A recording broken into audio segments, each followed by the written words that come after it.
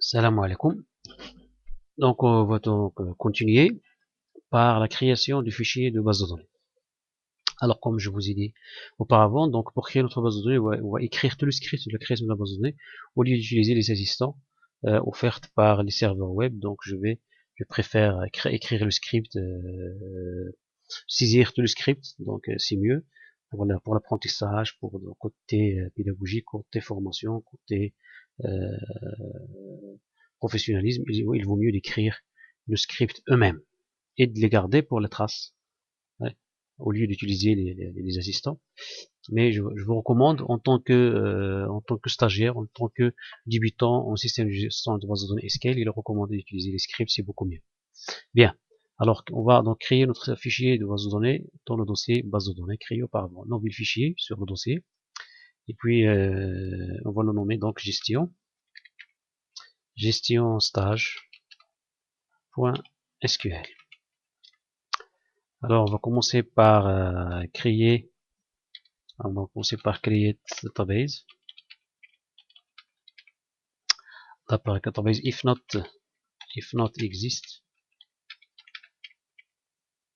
Créer database if not exist. On va la nommer gestion stage tout court. Et puis use gestion stage.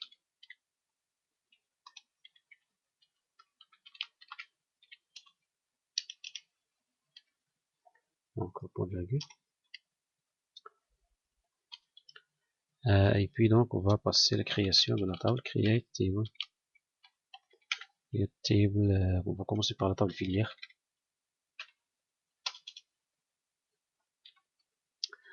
D'abord le champ id filière du type int4.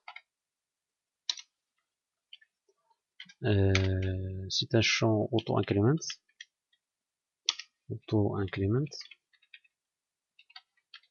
Et c'est une clé primaire.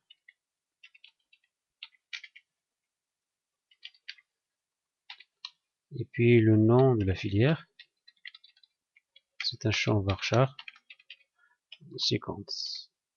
Pour l'unicité, donc les options uniques, not nul, tout ça, on va gérer ça dans l'application. Et puis donc le niveau, donc c'est varchar sequence.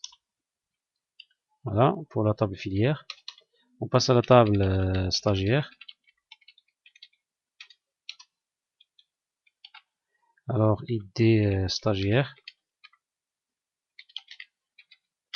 Donc c'est int4 tout ça, donc je vais recopier tout ça. int4 auto-increment, etc. Et puis le nom stagiaire, on va tout simplement nom et tout simplement prénom. Et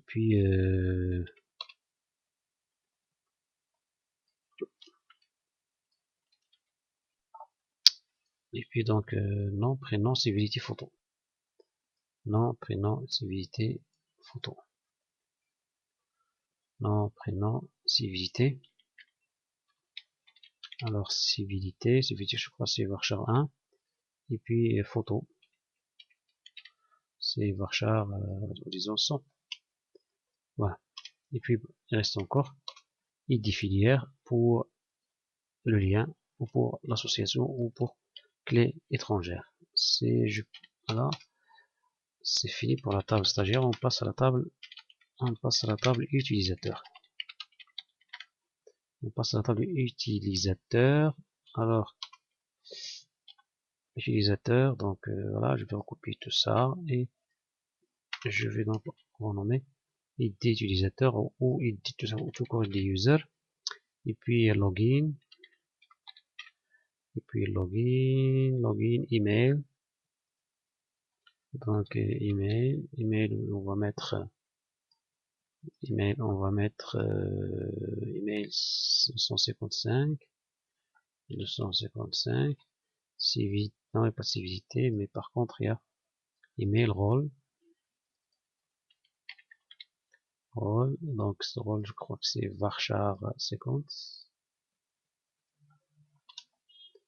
Et puis état c'est un entier. Pour état int 1, donc c'est un entier 0 désactivé, 1 pour activer. Password c'est varchar. Séquence.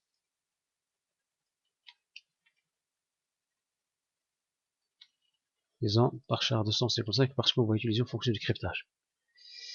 Donc voilà.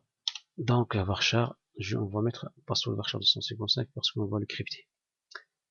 Et voilà. Donc pour l'association ou la clé étrangère entre la table filière et la table stagiaire, vous avez deux façons de se procéder. Vous pouvez donc ajouter la contrainte, votre contrainte clé étrangère ici, donc soi-disant contrainte clé étrangère FK1, foreign key, foreign key ID filière, référence, références, la table filière au niveau du champ ID filière. Vous pouvez donc ajouter votre contrainte et clé étrangère de cette façon-là, sauf que cette façon là donc présente un inconvénient majeur, c'est que vous serez toujours obligé de respecter l'ordre de création des tables. Vous devez commencer par créer tout d'abord la table filière et ensuite la table stagiaire. Pour une petite base de données comme celle-là, ça pose pas de problème. Vous pouvez donc procéder de cette façon.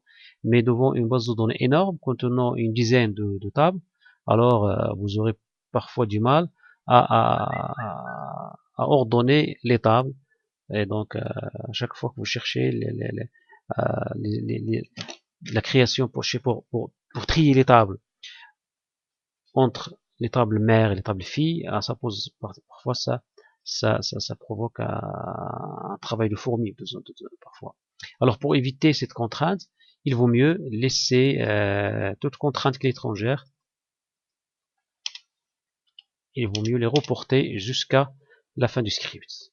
Après avoir créé toutes les tables, vous pouvez commencer par la table stagiaire ou par la table filière. Vous avez le choix de choisir l'ordre que vous voulez. Il n'y a aucune contrainte qui va vous obliger à respecter un certain ordre de création. Vous pouvez commencer par la table que vous souhaitez. Et puis vers la fin, vers la suite, vous reviendrez pour dire je vais donc ajouter une contrainte à la clé étrangère. Donc je vais dire alter table stagiaire. Et je vais donc dire ajouter added constraint, pardon, added constraint, donc constraint foreign key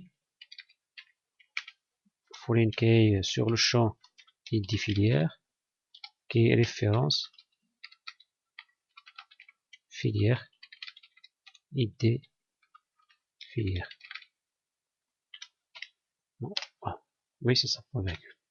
J'ajoute une clé étrangère sur la table stagiaire au niveau du champ id filière qui va référencier la table filière sur le champ id filière. Donc id filière avec eux.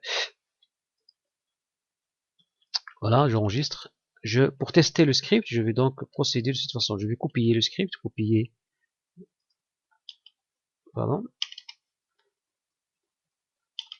ajouter toujours de lignes après pour ne pas être obligé de taper entrée sur le une fois connecté à la console. Alors pour exécuter ce script, je n'ai qu'à copier CTRL A, CTRL C, et puis sur la console. Alors pour ouvrir la console, il est là, notre console, j'ouvre la console MySQL sur mon serveur web server. Je vais donc à MySQL console. Là, j'ai pas de mot de passe, donc je vais donc faire entrer tout simplement. Et puis clic droit. Il y a des erreurs quelque part. J'ai une erreur sur la table stagiaire. Je sais pas. J'ai une stagiaire, auto-increment primary key. Où est le problème? Sur la table stagiaire, id stagiaire, id 4, auto-increment primary key. Donc gestion stage. Alors il vaut mieux parce que je crois que j'ai déjà créé une base de données ailleurs le même nom. Il vaut mieux tout le temps en phase de développement de supprimer la base de données si l'on existe. Drop database if existe gestion stage. Ben, comme ça, j'évite le risque d'avoir donc les messages d'erreur de table or base ou database or table already exist. Je vais donc réexécuter le script. Donc voilà, use, change, donc la base de données. J'ai une erreur au niveau de la table stagiaire. Table filière c'est ok, mais au niveau de la table stagiaire, j'ai une erreur. Donc create table, voilà, il me faut le mot table. Table. Voilà, CTRL S, CTRL A, CTRL C. Je réexécute le script. Donc voilà, coller. Donc use, change, donc create table stagiaire c'est ok. Table filière c'est ok. Table utilisateur, il y a un problème. Il y a un problème au niveau de la table utilisateur. Alors qu'il est messager. Alter table, non. Donc il y a une erreur ici. Donc il me faut pas virgule. Voilà, il me faut pas virgule. Donc CTRL S, CTRL A, CTRL C. Voilà. Il y a encore une erreur. Il y a encore une erreur. La table stagiaire c'est ok. La table filière c'est ok. La table utilisateur c'est ok. Alt table c'est ok. Donc oui l'erreur, il n'y a pas d'erreur. Non query spécifique. C'est quoi non query spécifique? Drop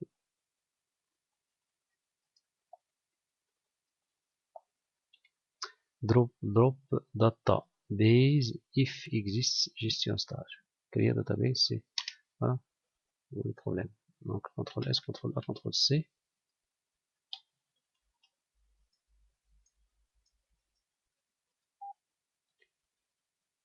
Ok.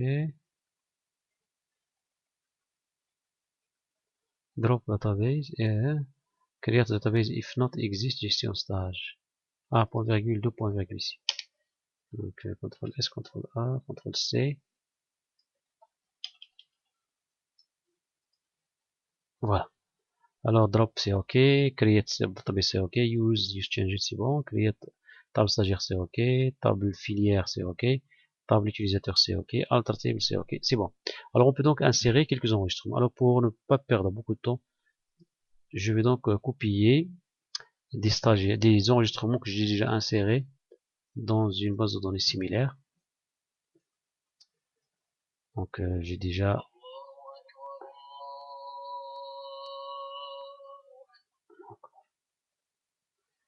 donc insert, voilà, j'ai déjà quelques enregistrements.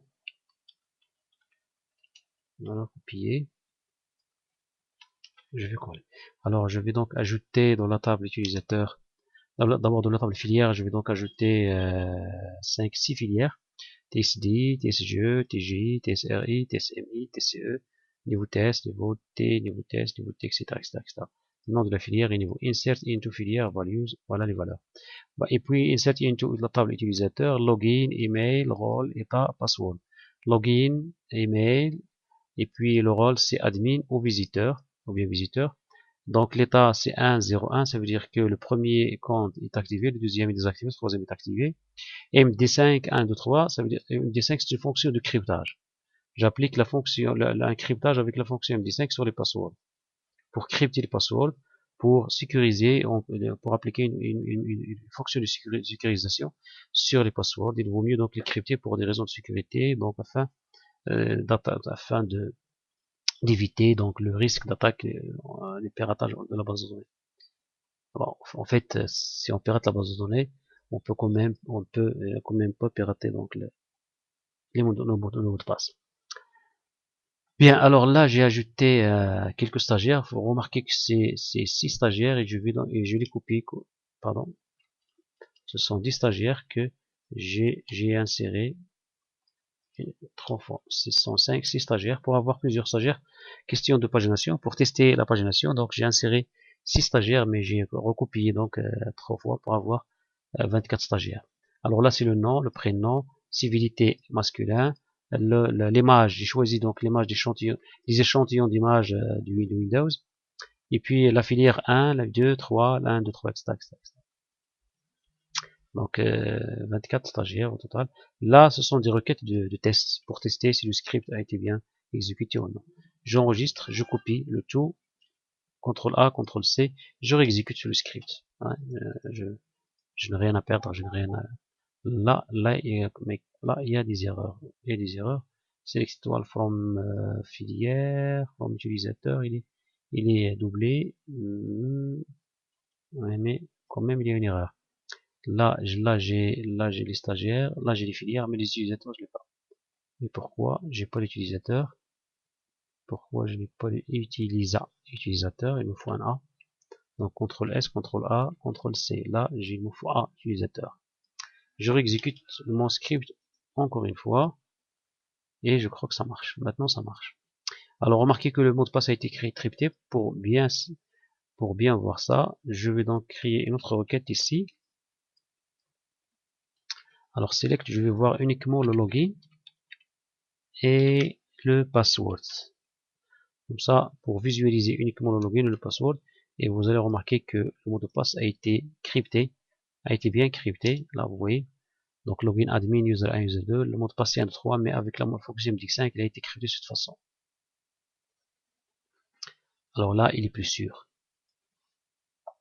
Même si on arrive à atteindre la base de données, on peut quand même pas décrypter les mots de passe des utilisateurs de notre système. Bien.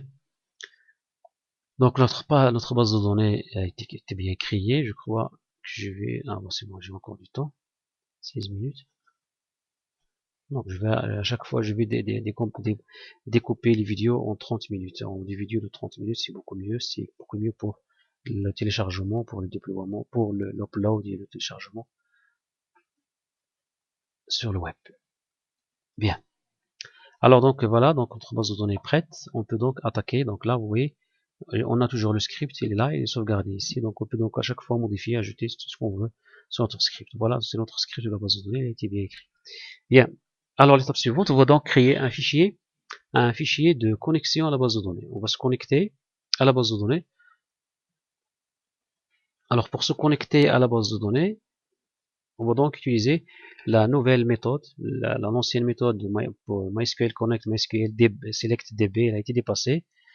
Après la version 5 de PHP, il a été déprécié. Ça veut dire qu'il est encore utilisable, mais il présente un inconvénient majeur c'est qu'il est valable uniquement pour des bases de données MySQL. Nous, ce qu'on va utiliser, c'est plutôt une nouvelle méthode, la nouvelle méthode donc qui a été donc mise en œuvre après la version 5 du PHP. Bien. Alors donc on va créer une page. On va donc rajouter encore une page web, un nouveau fichier. On va l'appeler connexion DB. Connexion DB. Connexion à la base de données. C'est un fichier PHP. Connexion DB. Alors, pour créer une connexion, donc on va donc ouvrir donc du PHP.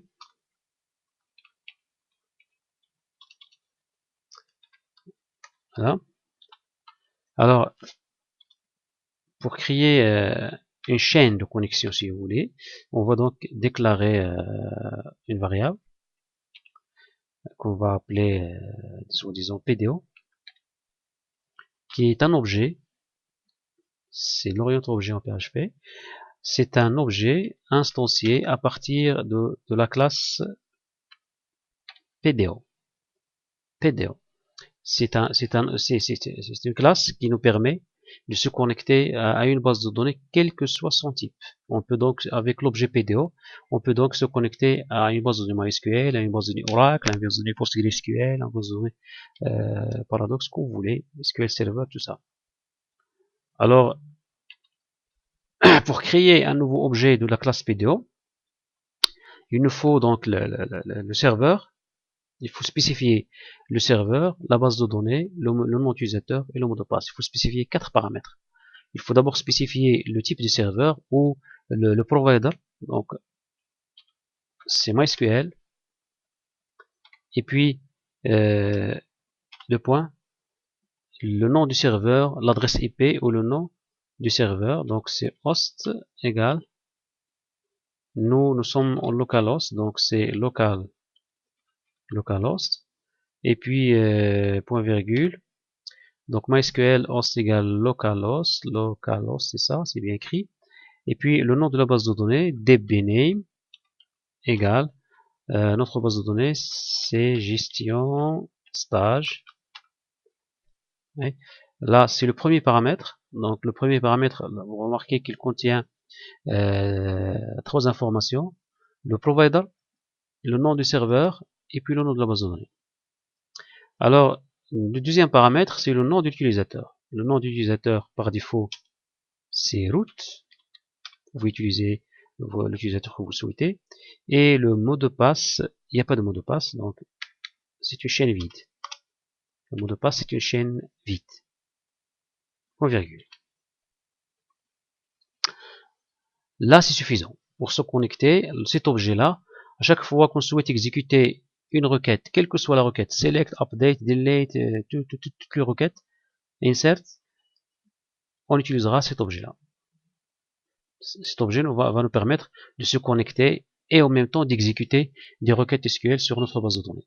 Il suffit de choisir le type de la base de données, ou bien plus exactement le type de provider. Ici, il suffit de le spécifier. Alors, pour gérer les exceptions, ça veut dire pour que l'application ne se plante pas au moment d'un problème de connexion à la base de données, il est recommandé de gérer l'exception de connexion. Ça veut dire quoi gestion d'exception? C'est-à-dire, on va dire à PHP, si jamais cette commande, si jamais cette instantiation d'objet Python ne réussit pas, ça veut dire si jamais il y a un problème de mot de passe, de l'utilisateur ou de la base de données ou du non-serveur et tout ça, il va donc ne générer un message qui va donc un message reflétant l'erreur ou l'exception générée. Alors pour cela, on va utiliser donc try. Try, ça veut dire essayer. Try catch. On va utiliser donc le fameux try catch. Donc try, donc j'ouvre la collab et je déplace cette ligne vers try. Donc CTRL X ici. Et puis catch. Ça veut dire quoi? Ça veut dire catch, CH. Et puis j'ouvre la collab. Ça veut dire on demande à l'objet, on demande au PHP de tester l'instanciation de cet objet. Si ça passe, try. Si tout se passe bien, c'est OK. Sinon, en cas de crash, en cas d'erreur, en cas d'exception, il va nous générer une exception. En cas d'exception, on va lui demander de nous générer une exception. Là, catch, ça veut dire catch, et il nous faut un objet exception. Exception, soi-disant E. Un objet E, c'est-à-dire l'objet E, ça va donc représenter l'exception rencontrée. Là, on peut dire donc, par exemple, soit echo, soit on dit echo, le message d'erreur tout simplement, et on précise le message d'erreur à afficher, soit on utilise la fonction die, et on précise par exemple, on lui dit par exemple, erreur, donc le message d'erreur, erreur de connexion. Deux points par exemple, on va dire, on va demander au serveur de nous afficher l'erreur rencontrée en PHP, donc erreur de connexion, et puis deux points, $e, et get message. Ça veut dire on demande à PHP de nous afficher le message de l'erreur ou de l'exception rencontrée. Get message, ça veut dire donnez-moi le message d'erreur de l'exception rencontrée. Et c'est tout. Voilà. on enregistre le fichier de connexion à la base de données. Alors, comment exploiter cet objet PDO? C'est très simple. À chaque fois qu'on aura besoin de se connecter à la base de données pour exécuter une requête SQL, il suffit d'appeler l'objet, d'instancier l'objet PDO, ou tout simplement d'appeler, d'exécuter ce programme, ou d'exécuter le fichier connexion DB. À chaque fois qu'on exécute le fichier connexion DB, on aura une instance de l'objet PDO. Ben, on va essayer ça dans la table filière.